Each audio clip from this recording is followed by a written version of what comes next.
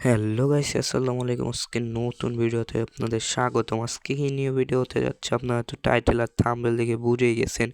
আজকে কিন্তু আমি কোনো গেম প্লের ভিডিও নিয়ে আসিনি। আজকে কিন্তু আপনাদের কিভাবে একটা মানে নতুন স্কোয়াডকে কিভাবে খাড়া করবেন, মানে কিভাবে নতুন স্কোয়াড নিয়ে আপনারা T1 লবি T2 লবি খেলতে পারবেন এবং গেরিনা সব টুর্নামেন্টে আপনারাও কিভাবে সহজেই কোয়ালিফাই করতে পারবেন সেগুলোরই টিপস অ্যান্ড ট্রিক্স ভিডিও নিয়ে কিন্তু আমরা এসে পড়েছি।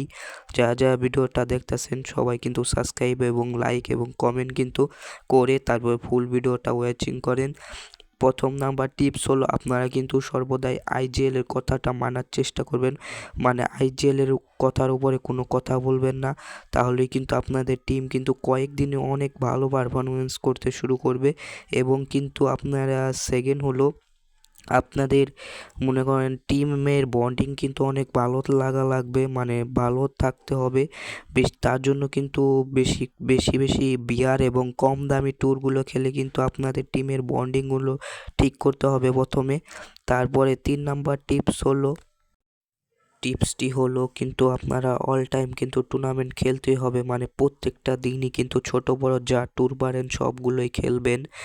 3 নাম্বার টিপস কিন্তু এটাই ছিল, মানে ছোট বড় মানে যে কোনো ট্যুর পান সবই খেলবেন এবং আপনাদের স্কোয়াডে নিয়ে ভার্সেস করবেন, মানে আপনাদের বন্ধু বান্ধবদের সাথে ভার্সেস করবেন। এতে কিন্তু টিমের বন্ডিংটা অনেক ভালো হয়। এই 4 vs 4 করবেন, এতে অনেক ভালো হয় টিমের বন্ডিং। আর 4 নাম্বার টিপসটি হলো আপনাদের কিন্তু প্রচুর পরিমাণে প্র্যাকটিস করতে হবে, কারণ একটি নতুন টিম দাঁড়া করাতে গেলে কিন্তু অনেক প্র্যাকটিস করতে হয়, মানে আপনাদের টিমমেটকে নিয়ে প্র্যাকটিস করতে হবে, আপনি একা করলে হবে না। কারণ আপনারা কিন্তু টুর্নামেন্ট 4 জন মিলে খেলে থাকবেন, আপনি একা খেলবেন না। তার জন্য কিন্তু আপনাদের প্রতিদিন ট্রেনিং গ্রাউন্ডে যেয়ে প্র্যাকটিস করতে হবে। দিনে 1 ঘন্টা করে ট্রেনিং গ্রাউন্ডে প্র্যাকটিস করবেন এবং যাদের গেম প্লে, মানে আপনার ফার্স্ট আসারকে কিন্তু বলবেন যে বিআরএ 16 vs স্কটে প্র্যাকটিস করতে।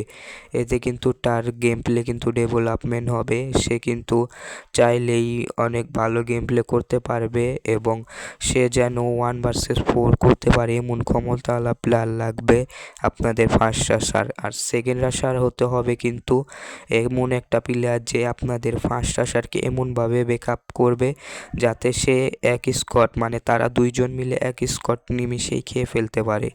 তার জন্য কিন্তু এই 2টা প্লেয়ারই আপনারা ভালো ভালো প্লেয়ার লাগবে।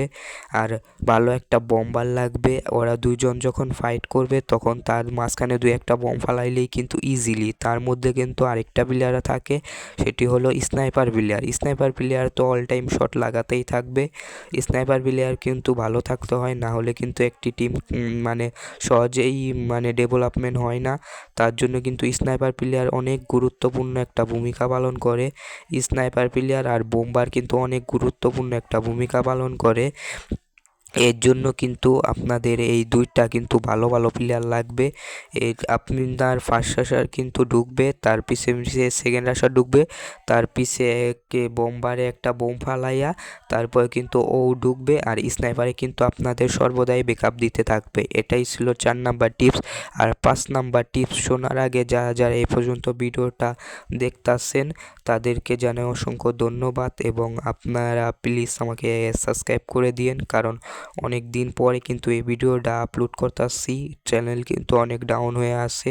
আর 5 নাম্বার টিপস অ্যান্ড ট্রিক্স হলো, আপনাদের কিন্তু একটা নির্ধারিত ড্রপ পয়েন্ট লাগবে, মানে ওইখানেই আপনার সর্বদাই নামবেন।